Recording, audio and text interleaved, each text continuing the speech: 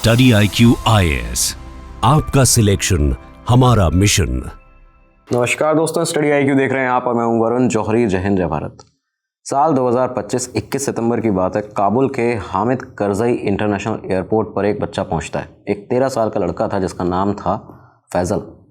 फैज़ल जो था ये अफ़गानिस्तान के कुंदुज़ का रहने वाला था और करीबन 335 किलोमीटर का सफ़र करके सुबह सुबह के समय 21 सितंबर के दिन इस हामिद करज़ई एयरपोर्ट पर पहुंचा था।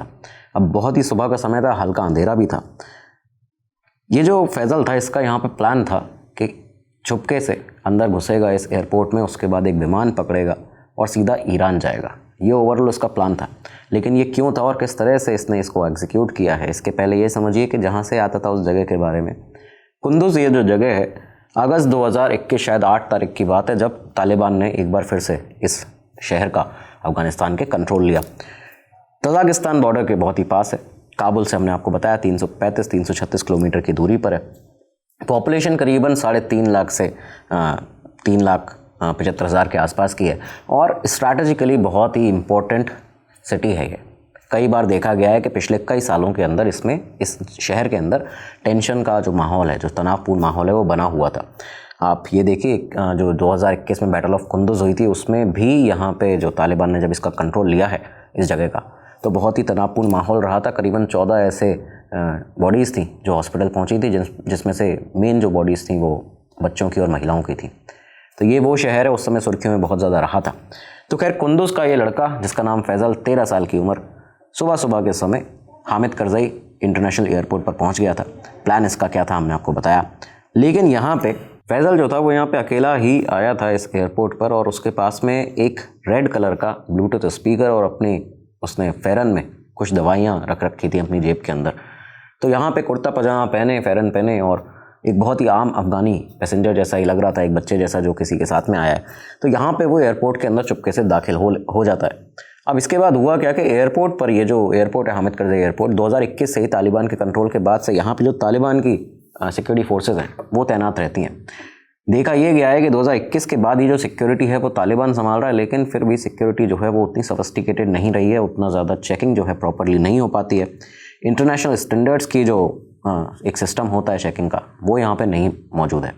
ये सब चीज़ें सामने आती हैं और दरअसल इसका रीज़न ये है कि स्किल्ड वर्कर्स जो हैं वो अफगानिस्तान छोड़कर जा चुके थे जब ये तालिबान का कंट्रोल हुआ। उसके बाद में जो क्वालिफाइड पर्सनल्स हैं उनका यहाँ पे लैक देखने को मिलता है, वो यहाँ पे नहीं मिलते हैं।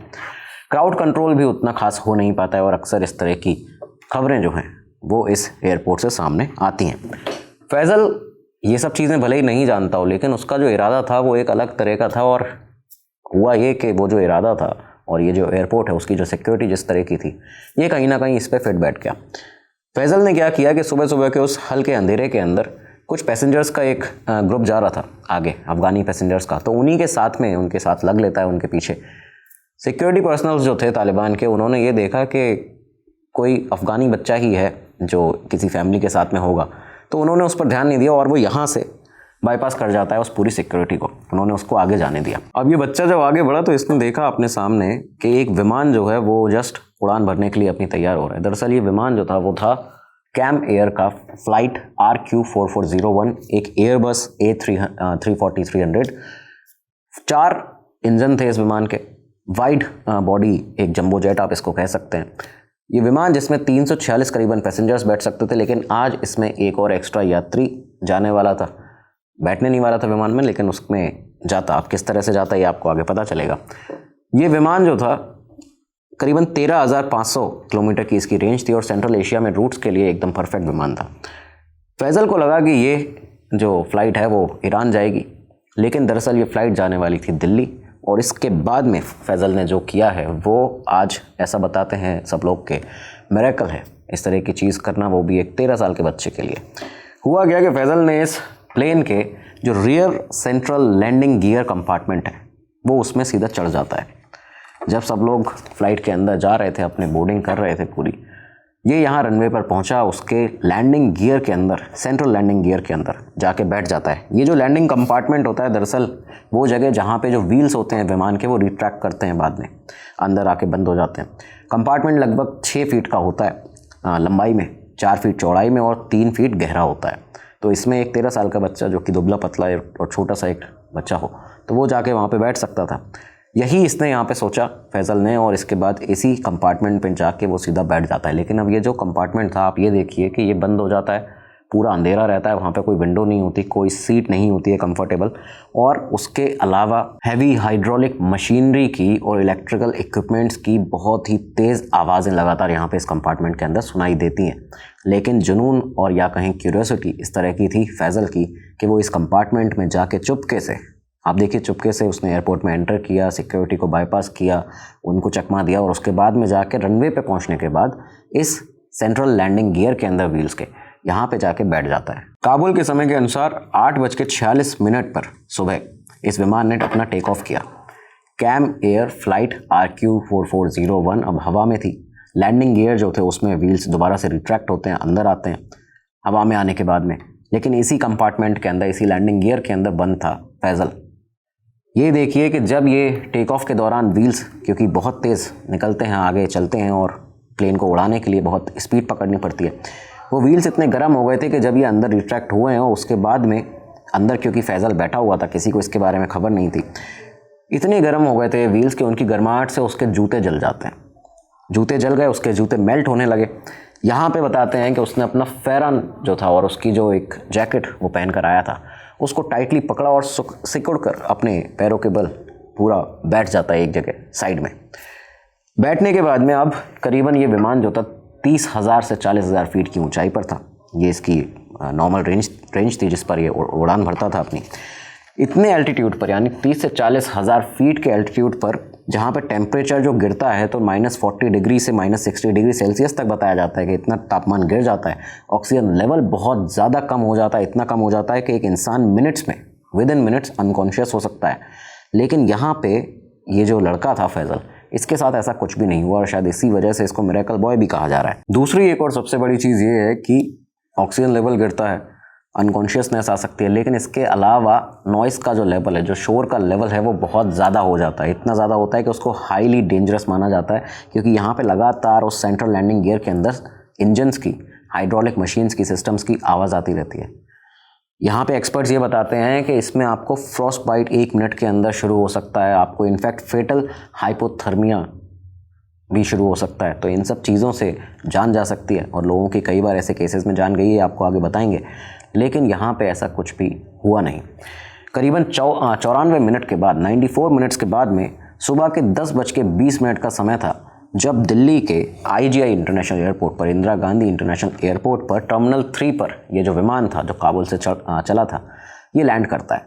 इसकी लैंडिंग होती है। विमान की लैंडिंग के बाद पैसेंजर्स उतरे, क्रू उतरा, प्लेन जो था वो टैक्सी वे पर अपनी पार्किंग पॉइंट पर जाने लगा, पार्किंग के लिए आगे बढ़ा। 10:45 पर प्लेन अपनी जगह पर, जो उसकी जगह थी वहाँ पे पार्किंग में पार्क हो चुका था। इसके बाद अचानक से कुछ ऑफिसर्स थे जो बाद में घूम रहे थे उस रनवे के ऊपर, तो वहाँ पे उन्होंने एक लड़के को देखा। एक ऐसा लड़का जो कि कुर्ता पजामा पहने हुए था, बहुत ही उसके पैर जो थे नंगे पैर था, कपड़े बहुत ही सने हुए लग रहे थे धूल से। तो ऐसे लड़के को देखा अचानक, और वो भी उस एरिया में देखा जहाँ पे लोगों का जाना रेस्ट्रिक्टेड था। तो वो वहाँ पे बहुत ही कंफ्यूज्ड हालात में घूम रहा था। जैसे उसको देखा गया तो यहाँ पे उससे जब सवाल पूछे गए, अब ना तो वो इंग्लिश जानता ना हिंदी जानता, बोल नहीं पा रहा था इनमें से कुछ भी, उसकी बातें समझने के लिए बहुत दिक्कत हो रही थी। तो जो दिल्ली एयरपोर्ट अथॉरिटी के ऑफिसर्स थे, उन्होंने जब इसको देखा यहाँ पे, तो सीधा पूरे सिस्टम में अलार्म बजाया जाता है, सिक्योरिटी अलार्म बजाया जाता है, और हर एक एजेंसी को तलब किया जाता है, हर एक एजेंसी के पास ये सूचना पहुँचाई जाती है कि एक ऐसा लड़का हमें रनवे के ऊपर घूमता हुआ मिला है। जैसे ही इन सब बातों की खबर पहुंची CISF के पास में, तो उनकी टीम वहाँ पे आती है। इसके अलावा सिक्योरिटी ऑपरेशंस का जो कंट्रोल सेंटर है वो पूरा एक्टिव हो जाता है एयरपोर्ट का। हर एक एजेंसी के पास जानकारी पहुंच चुकी थी। फैज़ल को इसके बाद ये एजेंसी के लोग टर्मिनल 3 के जो डिपोटी रूम है वहाँ पे जाके बिठा देते हैं, वहाँ पे पहुँचाते हैं उसको। वहाँ पे उससे पूछताछ शुरू होती है। अब ना तो वो हिंदी जानता ना इंग्लिश जानता था, अफ़गानिस्तानी लग रहा था और वहीं से आया था, तो इस वजह से इसकी फ़्लाइट वहीं से आई थी। तो इसके बाद कैम एयर के अफ़गान क्रू को बुलाया जाता है। उन्हें बुलाया गया कि आप इससे बात करिए और इसकी बातें हम तक ट्रांसलेट करिए। उन लोगों ने इससे बातचीत जब करनी शुरू की और पूछा कि आखिर तुम यहाँ पे आए कैसे, किस तरह से, कहाँ से आए हो, क्योंकि बोर्डिंग में भी उसका कहीं पे कोई नाम नहीं था, सारी चीज़ें चेक कर ली गई थी।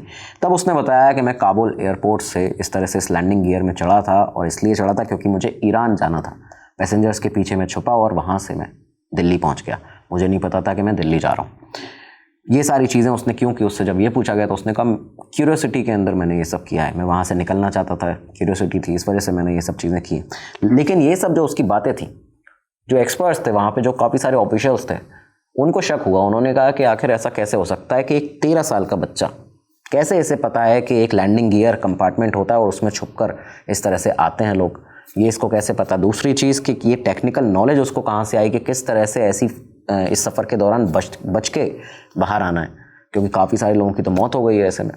तो ये सारी चीज़ें थी। तो इसके बाद CISF ने, इमिग्रेशन डिपार्टमेंट ने, IB ने, इंटेलिजेंस ब्यूरो ने, दिल्ली पुलिस की टीम भी वहाँ पे पहुँच गई थी और कैम एयर सिक्योरिटी टीम ने इन्वेस्टिगेशन अपनी शुरू की। उन्होंने सबसे पहले डिटेल्ड इंस्पेक्शन किया फ़्लाइट का। पूरी फ़्लाइट के अंदर देखा गया कि कहीं कोई ऐसी आपत्तिजनक चीज़ तो नहीं है जो रखी गई हो बच्चे के द्वारा या फिर किसी ने इंटेंशनली इससे ऐसा कुछ कराया हो। लैंडिंग गियर कंपार्टमेंट, जहाँ पे उसने बताया कि वो यहाँ बैठ के आया है, इसके बाद लैंडिंग गियर कंपार्टमेंट के पास जब ये ऑफिसर्स पहुँचते हैं तो वहाँ उन्होंने देखा, क्योंकि इस लड़के ने यही बताया था कि वो वहाँ पर बैठ कर आया है, तो वहाँ उन्होंने देखा कि एक रेड कलर का छोटा सा ब्लूटूथ स्पीकर रखा हुआ है। उसको उन्होंने रिकवर यहाँ से किया और उसके बाद सारे एंटी सैबोटाज चेक्स जो हैं उनको करने के बाद में ये डिक्लेयर किया कि ये जो प्लेन है वो पूरी तरह से सेफ़ है। प्लेन को सेफ डिक्लेयर कर दिया गया था, लेकिन अभी मिनिस्ट्री तक ये बात पहुँचानी ज़रूरी थी। होम मिनिस्ट्री को और एक्सटर्नल अफेयर्स मिनिस्ट्रीज़ को यहाँ पे भारत के अंदर इन्फॉर्म किया जाता है इस पूरे इंसिडेंट के बारे में। अफ़गान अथॉरिटीज़ से भी जो कॉन्टैक्ट था वो इस्टेब्लिश किया गया। उनसे पूछा गया कि क्या ये जो ऐसा लड़का है ये क्या कुंदुज में रहता है, वहाँ के एक शहर में, तो उसकी जो डिटेल्स थी उनको वेरीफाई करने के लिए उनसे कहा गया। ये प्रोसेस जो था पूरा, उसमें 3 घंटे का करीबन का समय लगता है और उसके बाद में अफ़गान अथॉरिटीज़ की तरफ से एक इन्फॉर्मेशन आता है कि हाँ, एक लड़का है फैज़ल नाम का जो कुंदुज से आज लापता है, यहाँ से निकला हुआ है। ये जब फाइनल अफ़गान अथॉरिटीज़ के पास से कन्फर्मेशन आया, इसके बाद ये डिसीजन लिया गया कि इस बच्चे को वापस से काबुल भेजा जाएगा। दोस्तों, आगे बढ़े इस एपिसोड में और आपको बताएं कि आखिर ऐसे और कौन कौन से केसेस रहे हैं जहां पे लोगों की जान चली गई है इस तरह का कृत्य करते हुए। इसके पहले एक ज़रूरी अनाउंसमेंट आप लोगों के लिए, अगर आप लोग जो वीडियो देख रहे हैं UPSC CSE की तैयारी कर रहे हैं, करना चाहते हैं, आपका सपना इस एग्ज़ाम को क्रैक करना, IAS IPS ऑफिसर बनकर देश की प्रगति उन्नति में अपना योगदान देना, स्टडी IQ हमेशा से आपकी इस तैयारी को मजबूत और आसान बनाता हुआ है, ये आप जानते हैं। हमारे सारे कोर्सेज आपके लिए अवेलेबल हैं। स्क्रीन पर जो आपको कोर्सेज दिख रहे हैं, लेटेस्ट बैचेज हैं, क्लासेज जल्दी शुरू होने वाली हैं, ज्वाइन कर लीजिए। कैसे ज्वाइन करेंगे? इस वीडियो के नीचे डिस्क्रिप्शन बॉक्स है, वहाँ पे जाइए, एक लिंक मिल जाएगा, उस पर क्लिक करिए। जो भी आपको प्रोसीजर आगे करने के बाद में जो एक प्राइस दिखेगा, उस पर सबसे बड़ा डिस्काउंट आप पाएंगे VJ लाइव कोड लगा के, आपका कोड है। इस कोड को याद रखिए, अपनी तैयारी को मजबूत बनाइए, आसान बनाइए। हमारी शुभकामनाएं आपके साथ हैं। अब आगे बताते हैं आपको इस एपिसोड के बारे में। तो 21 सितंबर 2025 के ही दिन पर, सेम डे, शाम के 4 बजे के आसपास की बात बताई जाती है, जब इस बच्चे को, फैज़ल को, उसी फ्लाइट के अंदर, कैम एयर फ्लाइट RQ4402, इस फ्लाइट में बिठाकर इस बार एक सीट उसको दी गई थी। उसको लैंडिंग गियर में नहीं ले जाया गया था, तो यहाँ पे उसको प्रॉपर पैसेंजर बना के एक सीट दे के सीधा काबुल वापस भेज दिया जाता है। उस पर कोई भी क्रिमिनल चार्जेस नहीं लगाए गए और कुछ भी ऐसी चीज़ें नहीं लगाई गई, क्योंकि यहाँ पे कोई जो शक था वो प्रॉपरली चेक हो चुका था कि यहाँ पे उसका कोई गलत इरादा नहीं था। वो माइनर था, दूसरी चीज़ 13 साल की उम्र थी, उसका कोई भी क्रिमिनल इंटेंट नहीं था और इसका पूरी तरह से जांच पड़ताल हो चुकी थी। सिर्फ क्यूरियोसिटी के चलते, या ये कहें कि एक जुनून के चलते कि अफ़गानिस्तान से वो यहाँ से निकलना चाहता था, ईरान जाना चाहता था, इसके चलते यहाँ पे पहुँचा था भारत, दिल्ली। और ये जो ओवरऑल केस रहा है, ये इंडिया अफ़गानिस्तान के रिलेशंस के कॉन्टेक्स्ट में भी अगर आप इसको देखें तो एक रिस्पॉन्सिबल स्टेप था भारत का, जो हमने यहाँ पर किया है। लेकिन अब ये केस तो हुआ, आपको एक और ऐसा केस बताते हैं जिसमें बहुत ही खतरनाक या भयावह आप इसको कह सकते हैं। ऐसा ये पहली बार नहीं हुआ, कई ऐसे केसेस दुनिया भर में हो चुके हैं, लेकिन उसमें से भारत से जुड़ा एक ऐसा केस है जिसके बारे में आपको बताएंगे। खैर, FFA के डेटा के अकॉर्डिंग 1947 से 2021 तक ऐसे करीबन 132 लोग रह चुके हैं जिन्होंने सेम यही चीज़ की है। प्लेन के लैंडिंग गियर के अंदर घुसकर एक देश से दूसरे देश भागने का प्रयास किया है। उसमें बहुत सारे लोगों की जान गई है। करीबन बताया जाता है जो 76 से 77% मोर्टेलिटी रेट इसमें सामने आता है। हाइपोक्सिया, हाइपरथर्मिया, लैंडिंग गियर के मूवमेंट की वजह से, या इंटेंस हीट की वजह से, या एक्सट्रीम कोल्ड एटमॉस्फेयर की वजह से इन लोगों की जान यहाँ पे गई है। काफ़ी सारे लोग इसमें मारे गए हैं। एक केस जिसके बारे में आपको बता रहे हैं, ये केस है 1996 का। एक ऐसा इंसिडेंट हुआ था जब भारत के ही दो लड़के, दो भाई एक्चुअली, जिनका नाम था एक का प्रदीप सैनी और दूसरे का विजय सैनी, और दिल्ली से लंदन जाने के लिए ये ब्रिटिश एयरवेज के बोइंग 747 विमान के अंदर इसी तरह से लैंडिंग गियर के अंदर जाके बैठ जाते हैं दोनों जो लड़के। अब इस बार ये आप देखिए कि ये प्रॉपर आदमी थे और जवान थे, इनका शरीर उस बच्चे से ज़्यादा बड़ा था। ये सब चीज़ें यहाँ पे मायने रखती हैं, बहुत ही इंपॉर्टेंट है, क्योंकि यही सब फैक्टर्स हैं जिसमें जो कुछ कैजुअलिटीज़ हैं वो होती हैं और किसी की जान इस तरह मिरेकलसली बच जाती है। तो ये सारी चीज़ें, तो प्रदीप जो था, प्रदीप ने तो सर्वाइव कर लिया।